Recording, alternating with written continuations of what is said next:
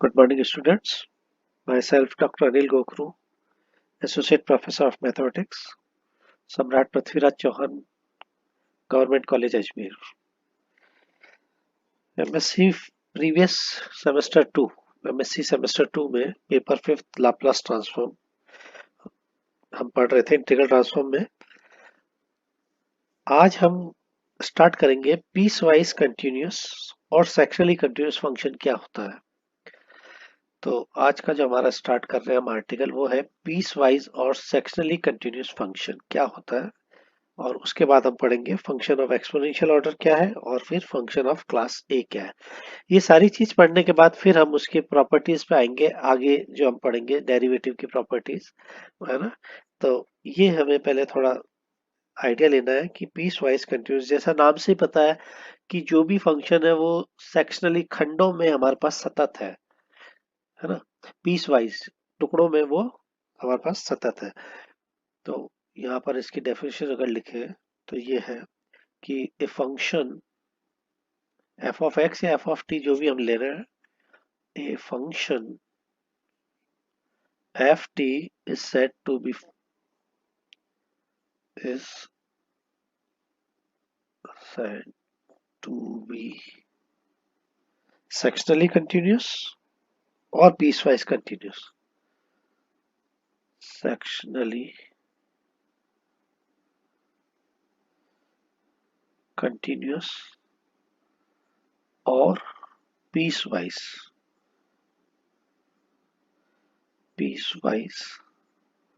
continuous कब कहलाएगा? In any interval,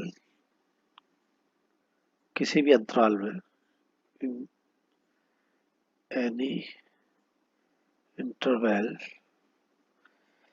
ये है मेरे पास ए टू बी, मतलब that is in a close interval. ये जो इंटरवल है वो आपका क्या है? In a closed interval, in a close interval. तो ये हो गया आपके पास ए। क्लोज इंटरवल में हम कैसे लिखते हैं? ए फंक्शन आपके पास टी था और ये पी, ये इसका लोअर और अपर आ गया। अब जब क्लोज है तो इसका मतलब ये इक्वल टू भी आएगा, अगर ओपन होता तो सिर्फ लेस देन से हमारे पास काम चल जाता। तो ये जो लिखा है, ये मैंने लिखा है, ये अंतराल जो है वो क्लोज इंटरवल में है। फंक्शन किसका है? एफ ऑफ टी का। तो टी जो है वो ए और बी, यहाँ पर इसकी बिल्कुल बाउंड्री पे भी इसकी वैल्यूज को लेगा क्योंकि ये क्लोज इंटरवल है। तो a function f t is said to be sectionally continuous or piecewise continuous in any interval a b that is in a closed interval, जो कि मैंने यहाँ लिखा है इसको इस टाइप में, if यदि, if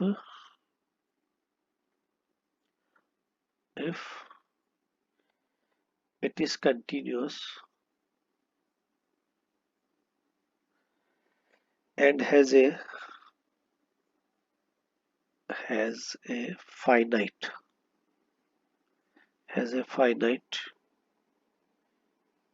left and right hand limit, left and right hand limit, क्योंकि continuous की हम बात कर रहे हैं, left and right hand limit,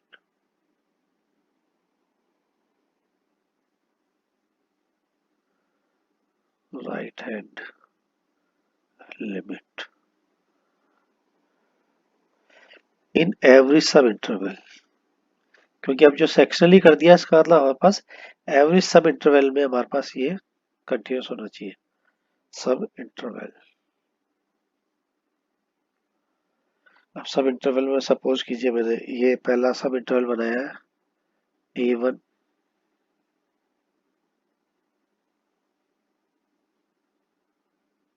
A1 comma B1।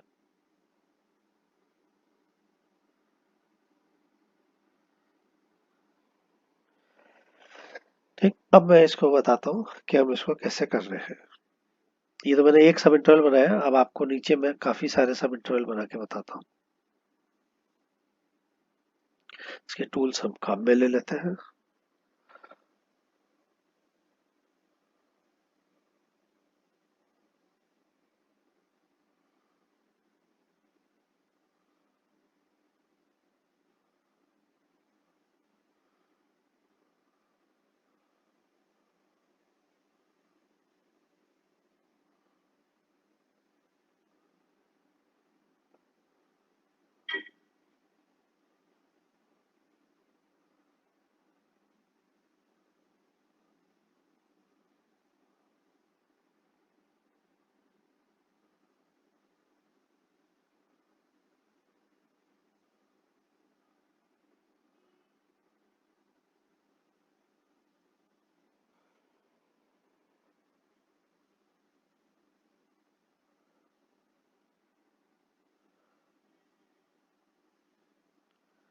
ये मैं इसलिए डॉटेड कर रहा हूँ कि यहाँ पर जो आपका कर्व है वो डिसकंटिन्यूस मुझे बताना है, तभी तो मैं इसको पीस वाइज कंटिन्यूस बता पाऊंगा। ठीक है, तो ये हमने बनाया है यहाँ पर। ये तो मेरा है एफ ऑफ टी।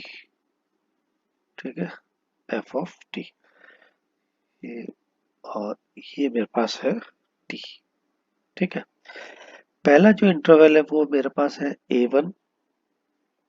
ए से बी है ना, तो इसको ए वन बाद में आएगा, इसको मैं ले लेता हूँ ए। फिर ये आ जाएगा ए one,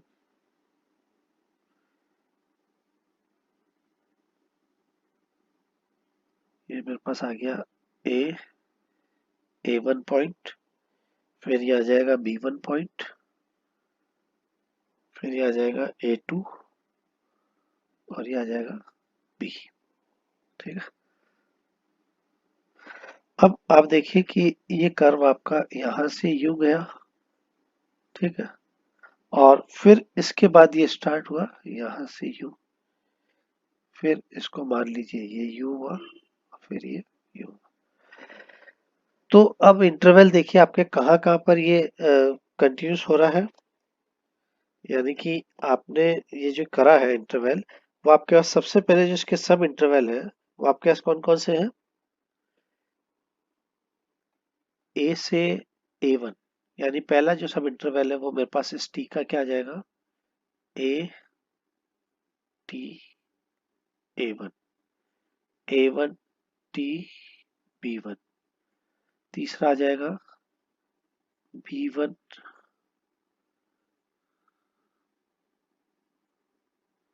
B one T A two. और लास्ट यानी ये चार सब इंटरवल बन गए, one two three and four. Four में आ जाएगा ए टू टी बी। तो अगर मैं इन सबको ऐड कर दूं तो मेरे पास ये देखिए जो कंटिन्यूस, जो यहाँ पर इस इंटरवल में, ये सब इंटरवल में कंटिन्यूस है फंक्शन, इसमें है, इसमें है, इसमें है। तो ये देखिए ए से चला और बी पे खत्म हुआ, तो ये मेरे पास क्लोज इंटरवल तो क्या हुआ, ए टू बी में हमारा फंक्शन जो था एफ ऑफ टी वो कंटिन्यूस था, बट पीस वाइज, पहले इस सब इंटरवल में, फिर इसमें, फिर इसमें और इसमें। तो इस टाइप से जो होता है वो हमारे पास कहलाता है पीस वाइज कंटिन्यूस और सेक्शुअली कंटिन्यूस फंक्शन। ठीक है, अब इसके बाद हमारे पास सेकंड जो डेफिनेशन है वो आती है,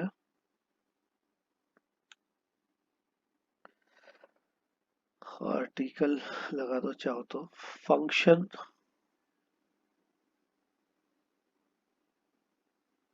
of exponential order. Exponential order,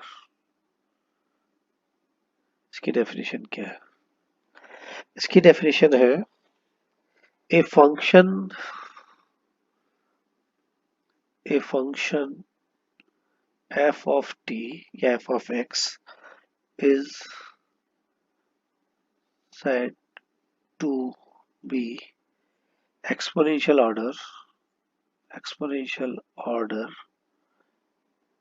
a as t tending to infinity if, अब जो मैं लिख रहा हूं वो बहुत इंपॉर्टेंट है, इफ क्या condition, limit t tending to infinity e raised to the power minus at, ये हमारा लाप्लास का ही कर्नल है, this is equal to some finite quantity. अगर ये मेरे पास कोई फाइनाइट क्वांटिटी आती है तो ये मेरे पास एक्सपोनेंशियल ऑर्डर कहलाता है, क्वांटिटी, सम फाइनाइट क्वांटिटी। यानी ये जो भी हो, limit t tendings to infinity लगाने पर F of x, F of T जो भी आपके पास फंक्शन दिया हुआ है वो हमारे पास सम फाइनाइट वैल्यू आनी चाहिए, तो ये एक्सपोनेंशियल ऑर्डर कहलाता है। That is if A given positive number, positive integer,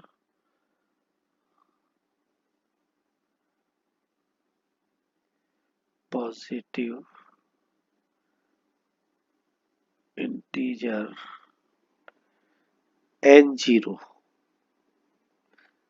there exists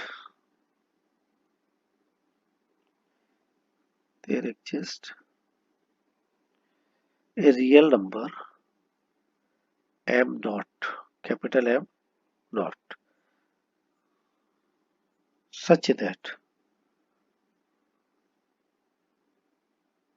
और कैपिटल रियल नंबर कह रहे हैं तो मैं यहाँ से इस जीरो को भी हटा देता हूँ, m को ही रख लेते हैं, सच दैट, ये आपके पास अब आएगा e raised to the power minus A T,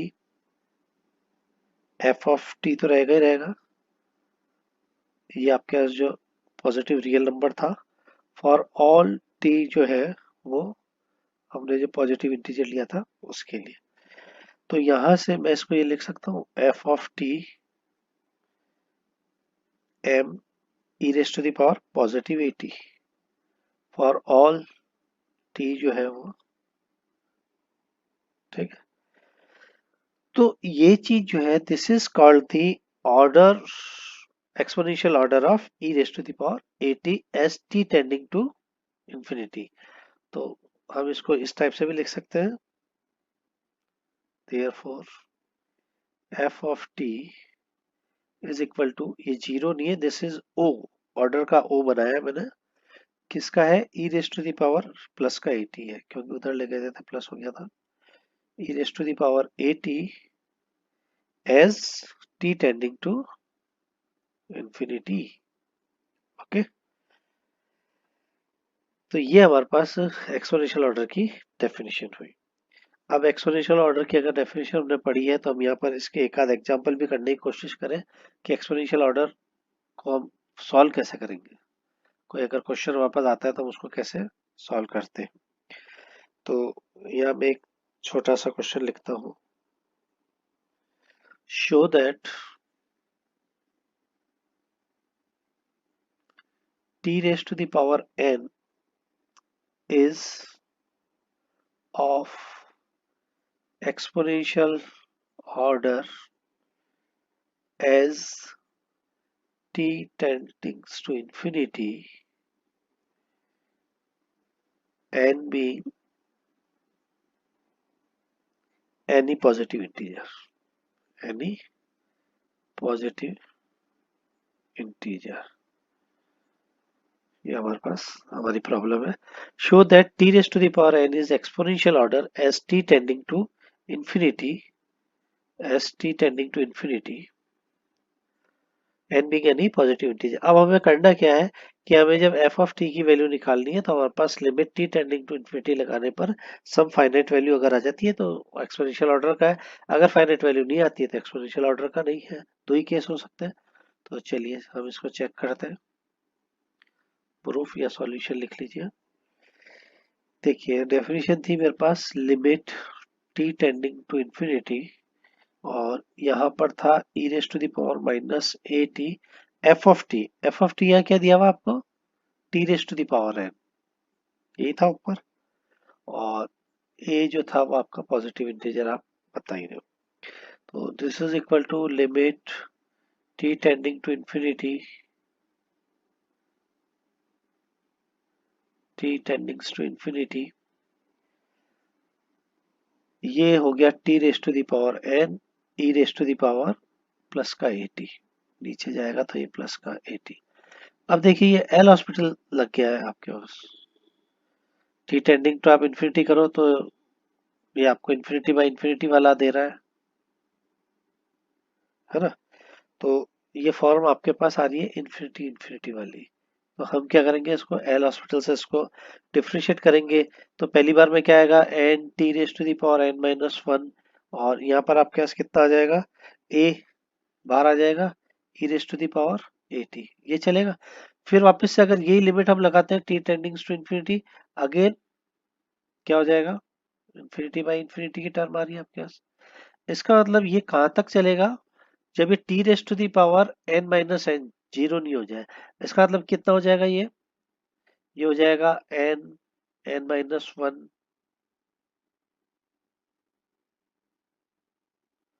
N minus two, और कहाँ तक जाएगा ये थ्री टू वन और ये तो T raise to the power आपके पास 0 हो जाएगा, तो ये तो ऊपर ये रहेगा। नीचे क्या टर्म आएगी, ये अब मेरे पास टर्म आएगी ए, फिर ए एन टाइम्स तक चलेगा क्योंकि ऊपर एन टाइम्स तक चला था, तो E raise to the power A T limit T tending to infinity. अब देखिए ऊपर वाली टर्म तो मेरे पास बन गई फैक्टोरियल एन, ये तो फैक्टोरियल एन बन गया, ये ए एन बन गया, और लिमिट जब लगा रहा हूँ टी टेंडिंग्स टू इंफिनिटी, तो ये वाली जो टर्म है E raise to the power A T, बाकी सारी टर्म तो आपके पास कांस्टेंट के रूप में बाहर आ गई। ये जो ये जो टर्म है, जब इसको इस पे ऑपरेट करोगे तो ये क्या दे देगा, factorial N upon A N 1 upon infinity, means factorial sorry means this is equal to 0, 1 upon factorial is 0 and 0 is finite quantity। इसका मतलब ये बताता है कि t raised to the power n is the exponential order as t tending to infinity, क्योंकि हमें यहाँ पर फाइनाइट लेके आना है और ये मेरे पास फाइनाइट आ गया। अब हम एक केस ये भी ले लेते हैं जिसमें हमारे पास इनफाइनाइट होता हो, ऐसा भी देखते हैं। एक प्रॉब्लम ये वाली भी हम सॉल्व करते हैं। Next question, show that f of t is equal to e raised to the power t square is not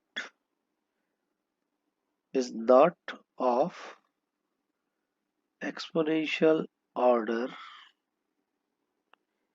as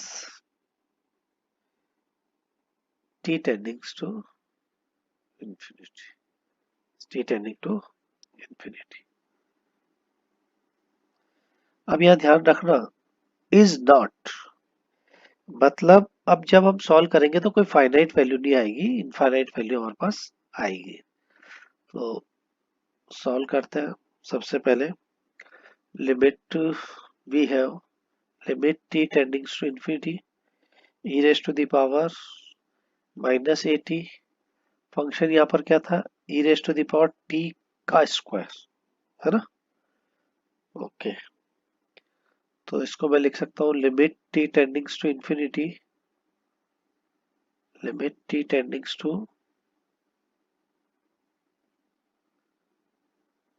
e raise to the power t square, और इसको लिख देता हूँ e raise to the power a t। अब देखिए ये फिर से e raise to the power t square और e raise to the power a t, यानी ये वापस से मेरे पास कौन सी फॉर्म बन रही है, इंफिनिटी बाय इंफिनिटी की इंडिटरमिनेट फॉर्म आ रही है। तो अगर मैं यहाँ इसको सॉल्व करता हूँ इसी रूप में, किस रूप में, limit t tendings to infinity e raise to the power minus A t, e raise to the power minus A t, e raise to the power t square. ठीक है, तो इसमें पहला केस लेते हैं, case 1।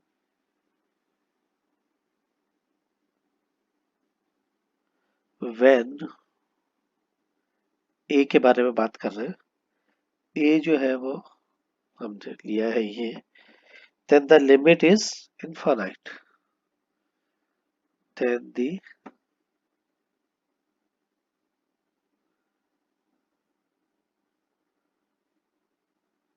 limit is infinite, not finite quantity, infinite। तो ये तो बात खत्म हो गई, मतलब एक्सपोनेंशियल ऑर्डर का नहीं है। केस सेकंड को डिस्कस करते हैं। अब पहला ये लिया था, तो दूसरा आपको क्या लेना है, व्हेन ए, ठीक है, तो then limit t tendings to infinity e raise to the power minus A t, minus नहीं है शायद, प्लस का है, ये माइनस का है,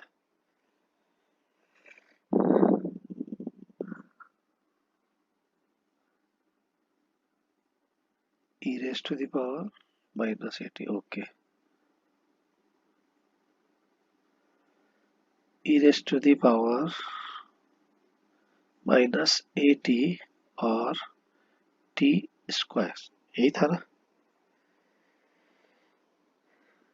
टी स्क्वायर।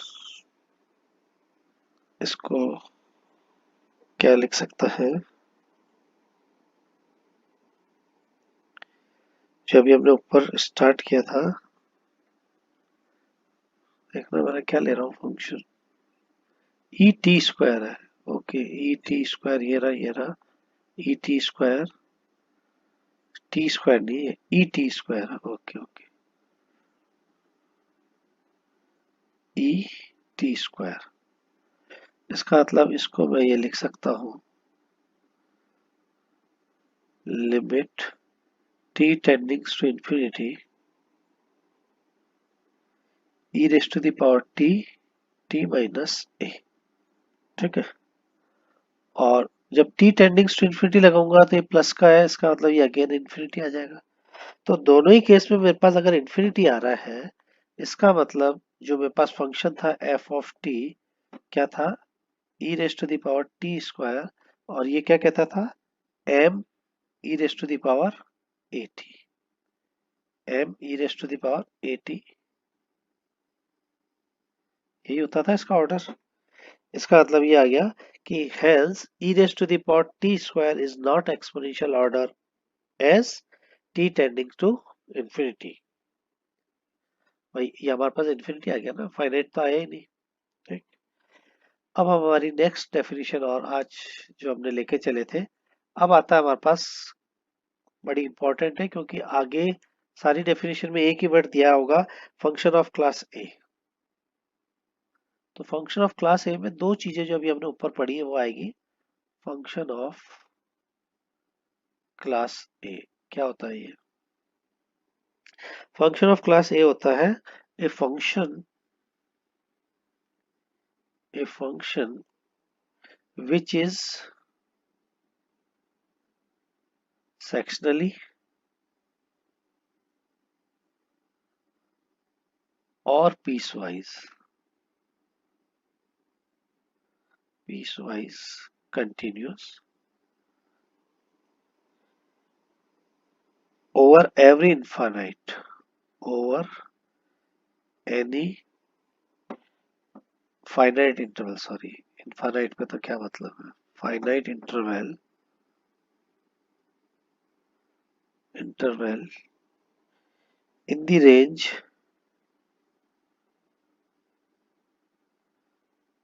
t a। ठीक है, and it and is of exponential order, is of exponential order as t tending to infinity, is known as a function of class A, of class A। यानी class a function के लिए मेरे को क्या क्या चाहिए, कि जो फंक्शन है वो सेक्शनली हो एक तो, और दूसरा जो हो एक्सपोनेंशियल ऑर्डर का हो। जो दोनों चीज हमने ऊपर पढ़ी थी वो दोनों चीज इसमें अगर होती है तो ऐसा फंक्शन हमारे पास कहलाता है फंक्शन ऑफ क्लास ए। ठीक है, अब हम जो हमारा नेक्स्ट जो लेक्चर होगा उसमें हम पढ़ेंगे कि जो क्लास ए फंक्शन पढ़ा था उसके बाद जो हमारे पास कुछ इसकी थ्योरम्स आएगी, कि एग्जिस्टेंस ऑफ लाप्लास ट्रांसफॉर्म, और फिर हम लाप्लास ट्रांसफॉर्म के डेरिवेटिव के थ्योरम, और फिर उस पर आधारित हम प्रॉब्लम्स को यहाँ सॉल्व करेंगे। तो नेक्स्ट लेक्चर में हम इसको डिस्कस करेंगे। Thank you.